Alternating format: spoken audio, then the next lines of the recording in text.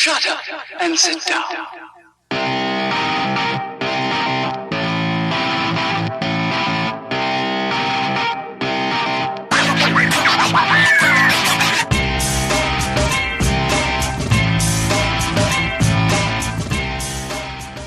Hey everybody, welcome to another Corporate Gamer podcast. I'm your host, Corporate Gamer. This is episode 6, recorded on April 5th, 2017. MLB 2017, the Montreal Potholes. I hope that everybody had a wonderful week. I know that spring is finally upon us here in Montreal. And speaking of spring, I had the opportunity to actually watch, although only a preseason game, but it was an MLB game. The Blue Jays versus the Toronto Blue Jays versus the Pittsburgh Pirates.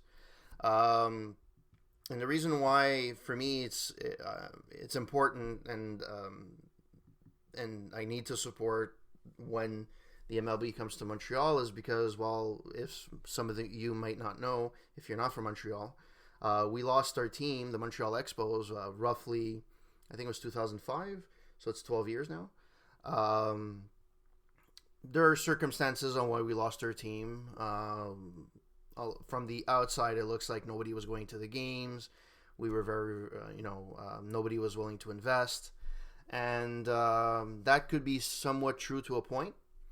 However, I think it's because the fans were toyed with for so many years that, you know what, at one point, you're just like, screw it. I'm not supporting this team anymore. I don't want to be deceived by the team anymore. Our payroll for the team, I don't know if it's the last year, but I know in the last few years, our payroll for the team was roughly like $14 million. That's insane. We have one player a year now in Major League Baseball that makes more a year than what our team's salary cap was, or self-imposed salary cap was at the time. And, we have, there's a consortium now that wants to, bring baseball back to Montreal. A lot of people don't think that there's enough here to actually bring back a team in Montreal. I know that personally, I would love a baseball team. I actually miss going to see baseball. In fact, I haven't really paid attention to baseball. Like, I know the big players and I watch the highlights on TSN or SportsCenter, but I don't really follow it as much as I used to.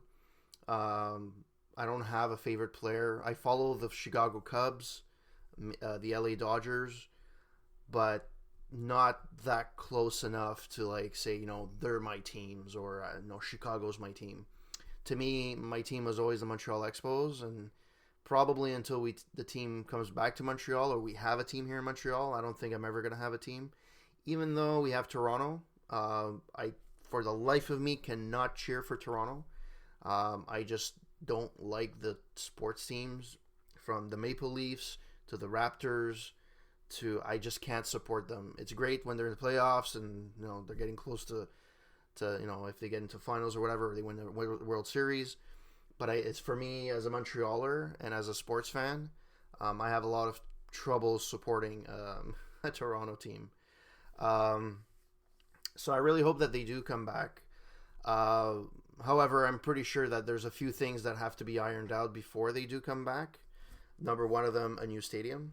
Right now, if you don't know, the team plays in the original Olympic Stadium from the 1976 Montreal Olympics, Summer Olympics. And it's a nice building from far, but that's about it. The building is falling apart. It's 100% cement. There's blocks of cement that keeps falling. The roof, don't even get me started about the roof that we have. This is our third roof. The first one we finally was a retractable roof from the 70s, which was horrible. We invested so many billions of dollars in fixing it. Then after that, we put a roof that collapsed, and then now this is the third roof, and I believe it did collapse at one point, but not enough like they were able to patch it up. It wasn't like completely broken. However, because of that, there's kind of nothing that happens at the Olympic Stadium. There's one or two impact games a year. Maybe the Montreal Alouettes from the CFL play a few games a year, but that's about it. Everything else from the car show that used to be there is not there anymore. We have to have the Salon de l'Habitation, which used to be there, and it's not there anymore. So it's just one of those things that we just have to trash it and build something new. Ideally, the stadium would have to be downtown. Number one, for corporate sponsors. I think it would be, they need to get corporate seats and corporate interest, and I think that's part of it, is to have it down in the middle of downtown. The one thing that the fans have to remember, and I think that's something that's being lost on people, when the Expos used to be here, at least their popular years, when we used to go into the bleacher seats, they used to cost $1, $2, or maybe even $3. At the end, it was more expensive. I think it was like $12. But in general, it was a flat rate. Every game would have the same pricing scheme, and that's kind of has changed with the years. Yes, there's been inflation, but people have now, the MLB kind of works on variable pricing. So depending on the team that's in town, you pay a certain price. So maybe if you go see the New York Yankees, it's a crowd pleaser and it attracts fans, you may pay $50. But if you go see the Tampa Bay Rays, then it could go down to like $20, let's say. I'm not sure that everyone would be willing to go pay that high price for a game. The whole idea, the whole goal, it's still cheaper than hockey game. I mean, the average hockey ticket, I think, is 50, it's 37 plus tax, so it's roughly around 40, 45, roughly around that range. So if you bring a family of four, it's kind of expensive, and now baseball is around that ballpark, and if it becomes that expensive, I don't know how sustainable that's going to be in the long run to keep a team here. However, I am a big supporter of baseball in Montreal. I think the salaries are out of control in the MLB. There's a lot of people that are supporting the project, big names. But time will tell, but I really hope and I wish the best of luck to these guys. I hope they will bring it. And this weekend was amazing because they actually honored one of my favorite players of all time, which was Tim Raines. I grew up watching Tim Raines stealing bases. He was known. He had an issue with drugs back in the 80s, but he cleaned up, and now he's I believe he's a coach somewhere in the minor leagues or in MLB. I'm not sure, but he's one of my favorite players, and he never forgot about Montreal. A little bit like Pedro Martinez or Vladimir Guerrero and so on. He never forgot Montreal. He never forgot that this is where he made his name, and he was part of the big teams back in the early 80s. I'm really happy that he finally made it on his last year of eligibility to the Hall of Fame. And I wish him luck. And I'm sorry I went on and on about baseball for a little bit. I'm gonna get into games pretty soon. So yeah, that's what I did pretty much. That was my the big thing in the last week. So let's get into the games that I played last week. So in the last week, I didn't really buy anything. I did download Darksiders. It was a free game, but I haven't had the chance of playing it yet. So in the last week, I've actually went on Twitch one day, and I was looking at the streams, and one of the streams I subscribed to, they were playing Police Quest, the original Police Quest, and I was like, wow, I forgot about that game. And I always loved this game, especially the first one. It's like a cartoon. So basically what Police Quest is, it's actually a police simulation, and it's actually known to be one of those games that has to follow protocol. I really liked it because it was a text type game. So it was kind of animation slash text where you had to type in some text in order to figure like to do some action. So if you were beside a car, police car, and you wanted to get into the car, the open door, it would open the door. Sit, it would sit. You would sit in the car. Close door, drive, and you were able to drive.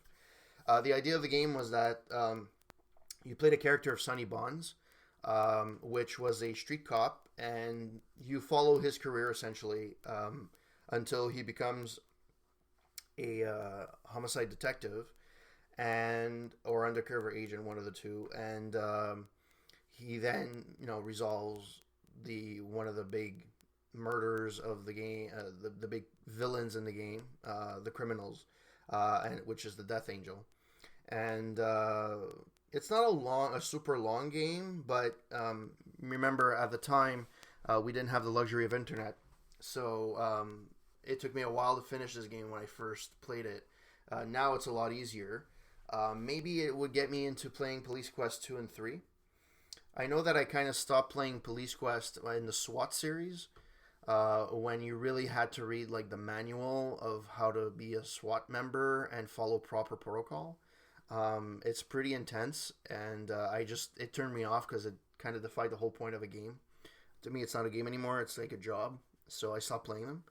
But yeah, I played Police Quest this week, and I hope to stream some footage this week on Twitch if time permits.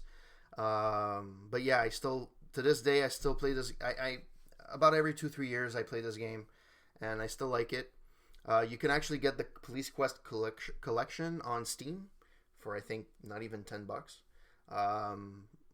But yeah, I have it on Steam, so I'm gonna play it, probably stream it.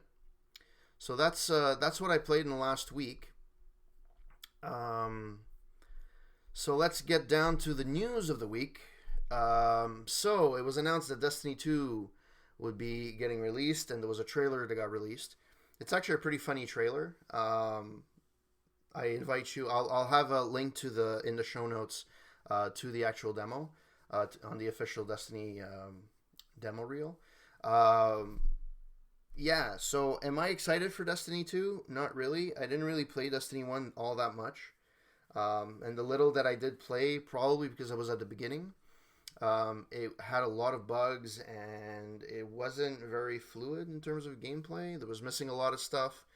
And I kind of got not discouraged, but I kind of got, I'll play it later. And I never picked it up again. And yeah, they did bring out some patches that improved the game greatly along the way, and it actually, from what I can see online, it got more and more popular as the game went on. But yeah, I wasn't a big fan of it. But Destiny 2 looks promising. The video was very funny.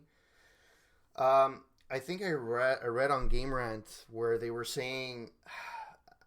And this is what I have at Nick. Like, people have to remember that games are to distract you from something. It's not to reminisce about the real world, and it's it's the same idea as an album, as a movie. It gets you away from real life for a few hours, and then you're able to play the game, and you just forget and get immersed in the world. Game Rant came out with an article where they were saying, well, the world is getting destroyed, but yet, essentially, the trailer is kind of tone deaf because it's humorous and it doesn't take itself seriously, and who cares? You know what? I'm pretty sure that I got a lot of people psyched to watch Destiny 2, especially the ones that haven't played since the very beginning. And I think that it also, the players that have been going through the original Destiny, and I think it's going to get them excited for this game as well. So the criticisms of saying that it's tone deaf, I just, whatever. It looks like it's going to be a promising sequel. I think they've learned their lesson. Bungie, I mean. In terms of all the bugs and stuff like that, and I think they're going to do a really good job in making it better. But yeah, that's it. Destiny 2 getting released in the fall, I believe. I don't remember the date exactly, but it's going to be released in the fall. I'm pretty sure there's probably going to be gameplay at E3. Yeah, I'm looking forward to it, and I wish it the best of luck. All right, so next story.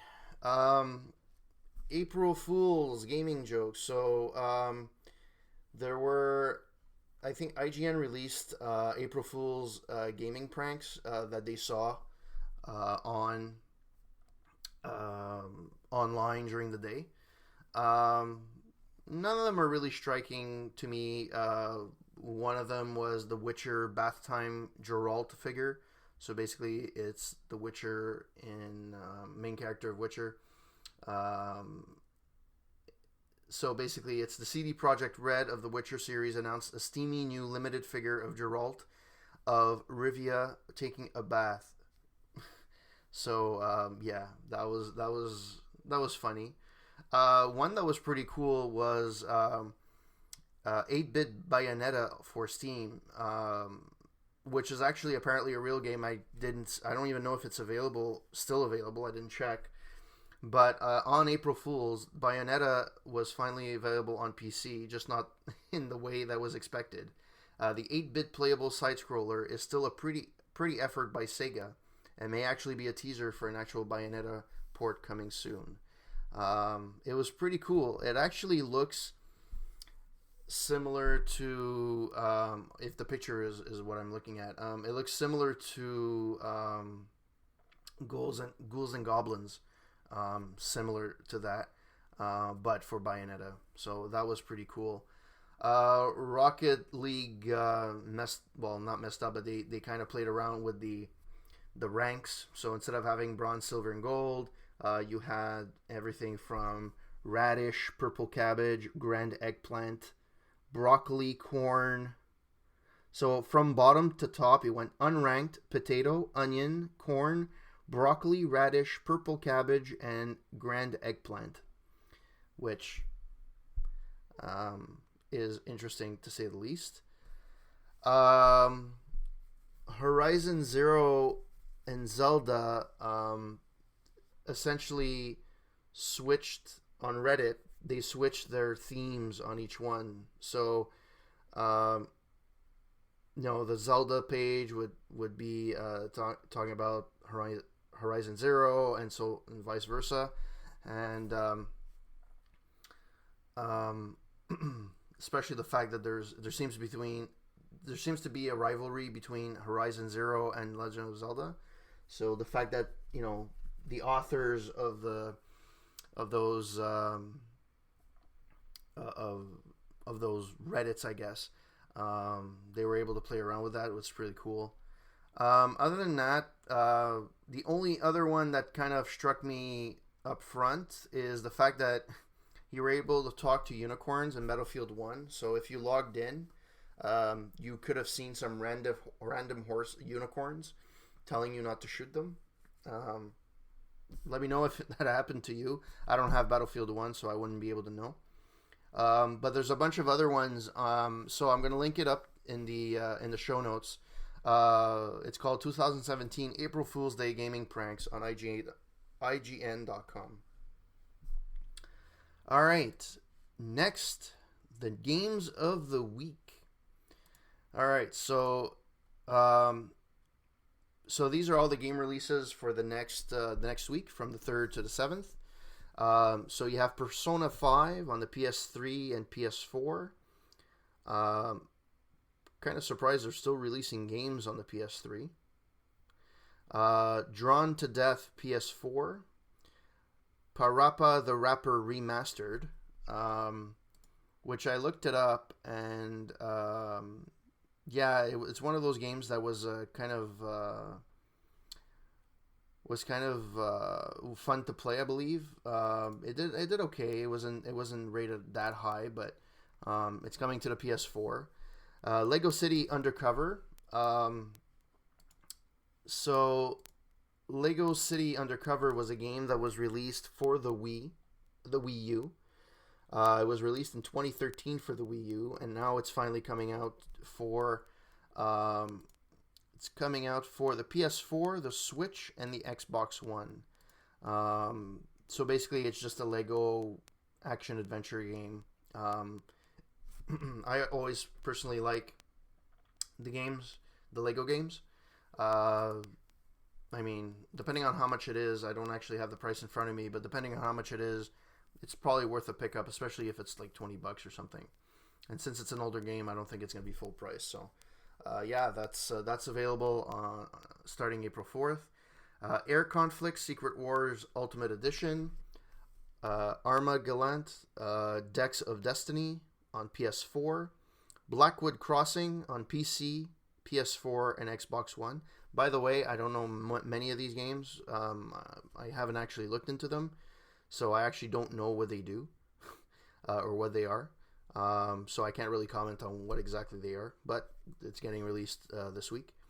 Mortal Blitz on PSVR. Actually, there's another one down the list. So there's another VR game, a couple of VR games getting released this week. Plutobi, The Dwarf Planet Tales on the PS4. Use Your Words for the PS4 as well. And Viri VR for the PSVR. That's being released. So all those were released on going to be released on April 4th, which was yesterday. Today, Shovel Knight Spectre of Torment was released for the Mac, which everybody that's playing that game loves it. It's a little difficult, but it has the spirit of old school Nintendo platformers and so on and so forth. So a lot of people have liked it. So that's getting released today on Mac. For tomorrow, April 6th, we have Graceful Explosion Machine on the Switch, which could sound dirty, but I highly doubt it. In fact, it's on the Switch. Pinball Breakout on the 3DS, and Animal Gods on the Wii U. I don't know why they're releasing it on the Wii U only. I'm assuming they're going to bring it to the Switch at one point. And Friday, April 7th, will be Bulletstorm Full Clip Edition, PC, PS4, and Xbox One. Those are the games getting released in the next, this week.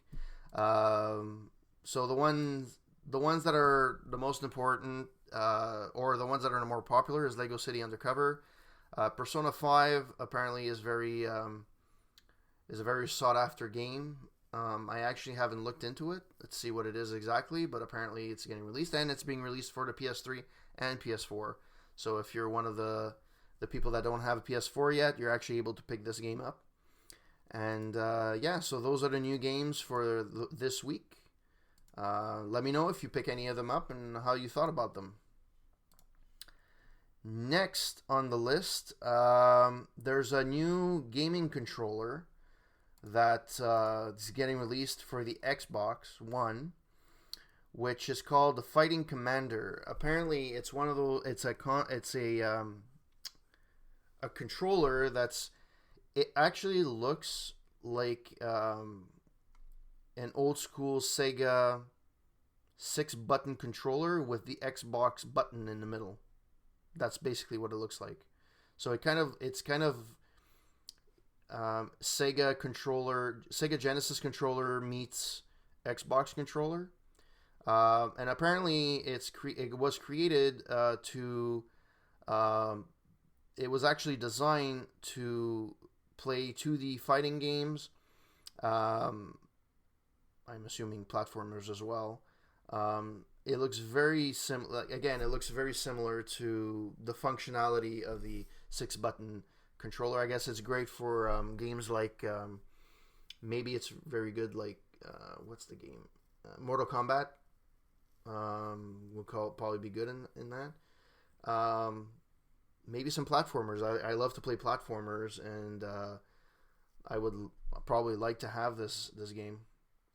It doesn't really tell me the price as of yet, because I don't think it was released just quite yet, but it's going to be released fairly soon.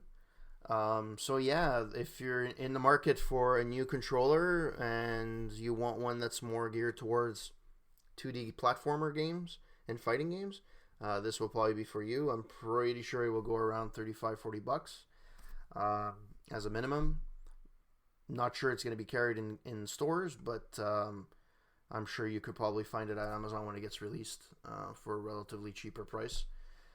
So yeah, the Fighting Commander Xbox One controller. Next, there has been rumors about, well, actually it came out today, right before I started recording this. There's going to be a new I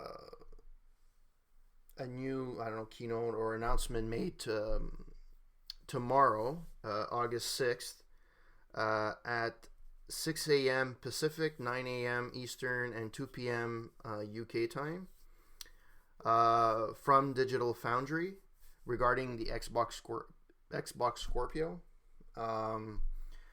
Not sure what they're going to be talking about. It's the company that pretty much makes the chip for the console, which is interesting in the sense that they're actually bringing up a lot of specs. So it's possible that we're going to get a lot of technical specs tomorrow. Now until now it's been geared as being an insane console, where you're going to have 8 CPU cores, you're going to have 320 gigabytes memory bandwidth, 6 teraflops of performance.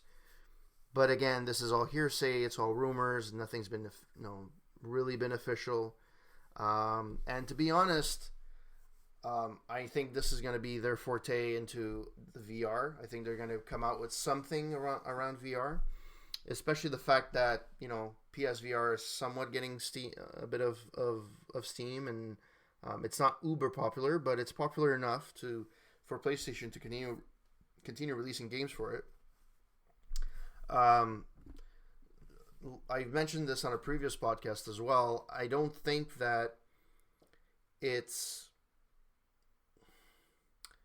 the more powerful the machine is doesn't mean it's going to have success. And I always come back to the PlayStation 3 and Xbox 360. In that generation, the clear winner in terms of powerful machine was the PlayStation. It had a cell processor, it had more memory, it was a lot better to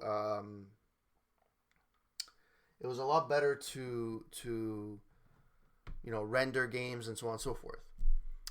Xbox 360, horrible hardware, in the sense that it overheated, and some people had to replace it 2, 3, 4 times. It would overheat naturally. It would just be really, really hot. So the experience was very lackluster, and in terms of specs per spec, it was actually less powerful than the PS3. However, at the end, I know that you'll have the PS3 guys on one side and you'll have the Xbox 360 guys on the other side.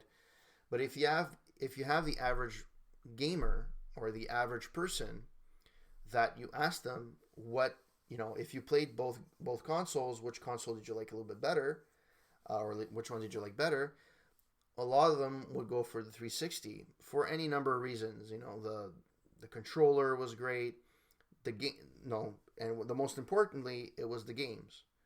Each console has their own exclusives, but I truly believe that there was a big indie base on Xbox, for Xbox XBLA, Xbox Live Arcade, and that helped a lot to buy a lot. I bought a lot of indie games. One of them I mentioned last week, which was Dead Pixel, which I love. I love that game, and I think they released a second one. I'm not too sure, but I'll have to look into that. Looking at that generation, clearly the more powerful machine didn't equal the most successful machine.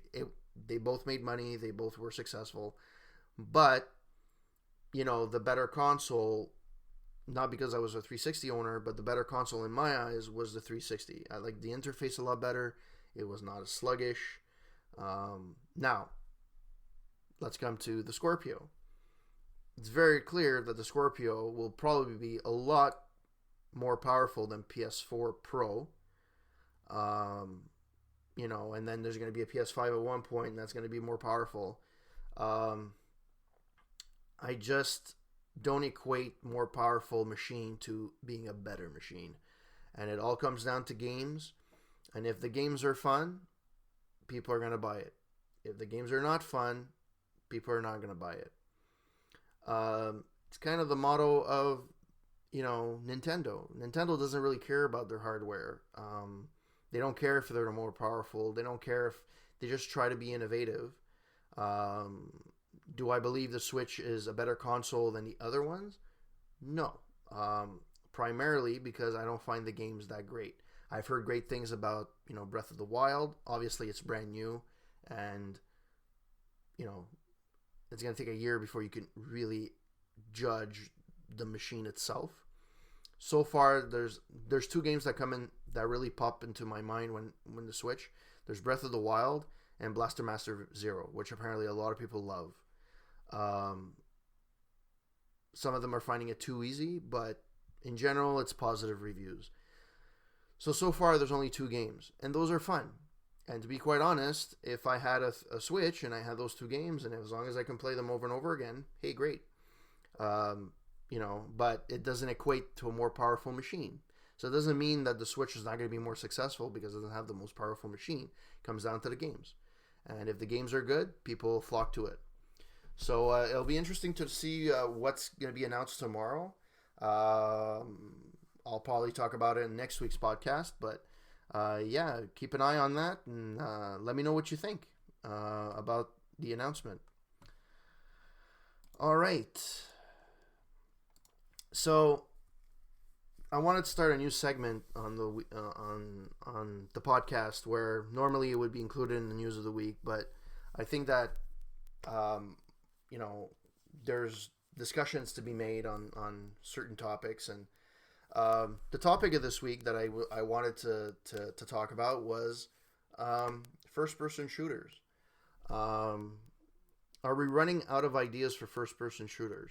And the reason why I'm bringing that up is because it seems that every first-person shooter that I see is very similar nowadays. When Halo came out, it was like, oh, the space shooter, and then great. Then you had, the Call of Duties, and then you have, now you have Battlefield. But they seem to be rehashing, what is old is new again type of philosophy. So, back in, a while back, people were fed up of, Second World War or Nazi shooters. So, if you looked at Wolfenstein and so forth, it was like World War II, Nazi Germany, alternate endings, I guess, or, in-game war. And then that kind of, I guess there was war fatigue or gaming war fatigue, I guess. And then they came out with, then it went back into space shooters. So you had Destiny and you have, the Mass Effects of this world, and which is kind of third person, first person. It depends, but those types of games. And now Call of Duty is going back to their roots, in quotes, to World War II. Battlefield last year went to World War One. And I just find there's not a lot of, in the last year, there's been Overwatch that's been really, really popular and people have been playing a lot. So, it's selling. Clearly, there's a hunger for first-person shooters. Call of Duty and Battlefield are selling a ton of copies. It hasn't slowed down their sales at all. But I'm just not finding any innovative ideas. Every game that kind of comes out, either copies of an older game that came out. Last year, which is funny because it's my review this week on a roundtable. I reviewed Doom from last year, and I love this game. I really love it. It's amazingly addictive. But again, it goes on an older formula. It's just the original Doom with updated graphics, which is awesome. It's what players wanted for the longest time. But again, it's not innovative. There's nothing new to the table. I'm not a big fan of multiplayer, to be quite honest. I play multiplayer in Battlefield, because I think it's the more complete one.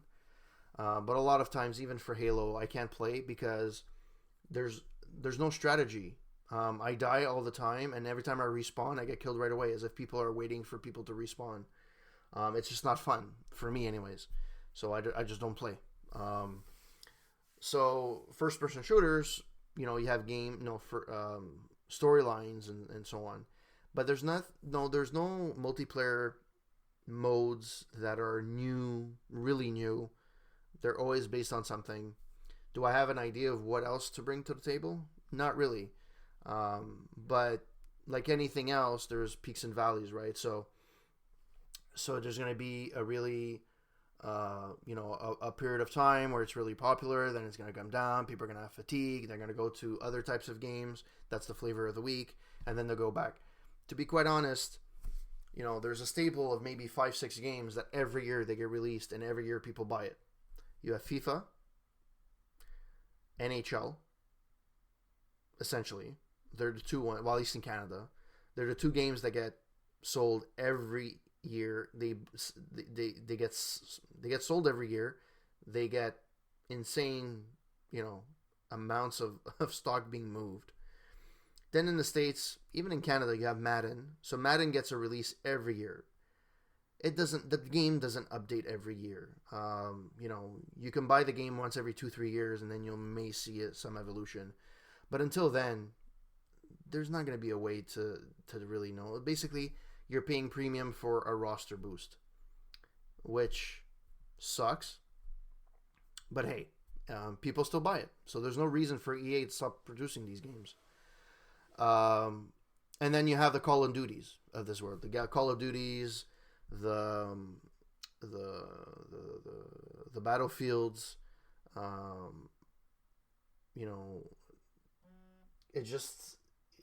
it's one of those games that still sells. So even today, I'm saying that are we running out of ideas for first-person shooters?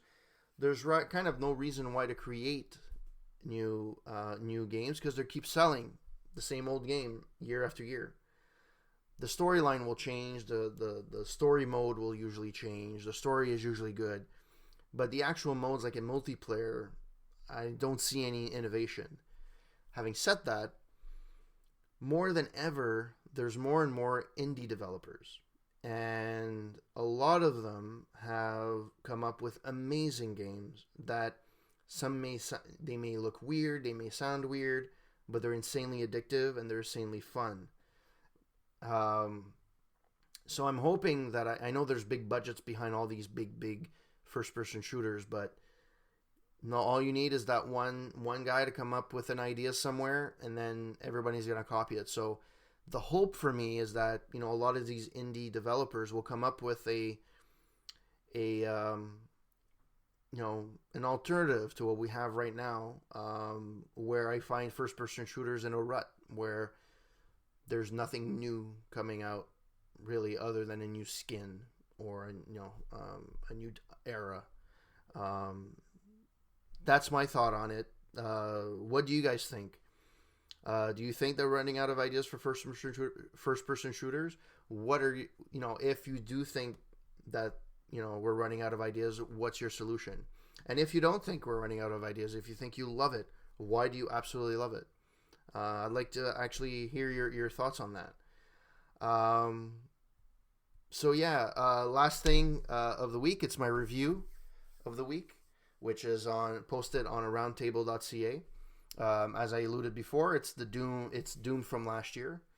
I can't say enough good things about this game. Yeah, there's certain flaws. Like I was saying before, where you have like hardware where it can have some flaws, but people, if the games are there, people are going to love it. It's one of those games where there are certain flaws, but my God, is it addictive.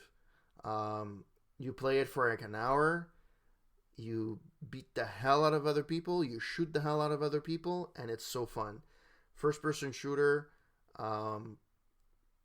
recap of essentially the original game, just was updated graphics, fun storyline. The multiplayer is okay. It's not the best. I personally bought it for the first person shooter. story mode, and I absolutely love it. I would recommend it to anybody, especially if it's on discount. If you can find it for like $30, jump on it. It's really, really worth it. When I first tested this game, it was the multiplayer. It was for the beta, roughly around, was it March of last year? And I absolutely loved it. Actually, no. Let me see. I didn't love it. I actually found it lackluster. But then I played at somebody else's house, one of my buddy's house, and I picked up the game, and it was like, oh my god, this is so fun. The multiplayer isn't that great. Doesn't bring anything new to the table. It's just essentially using the skin of Doom, and with the traditional multiplayer modes or maps. And you know what? Seeing that they're releasing a Quake remake either next year, or this year or next year, I really hope that it's in the same vein as Doom.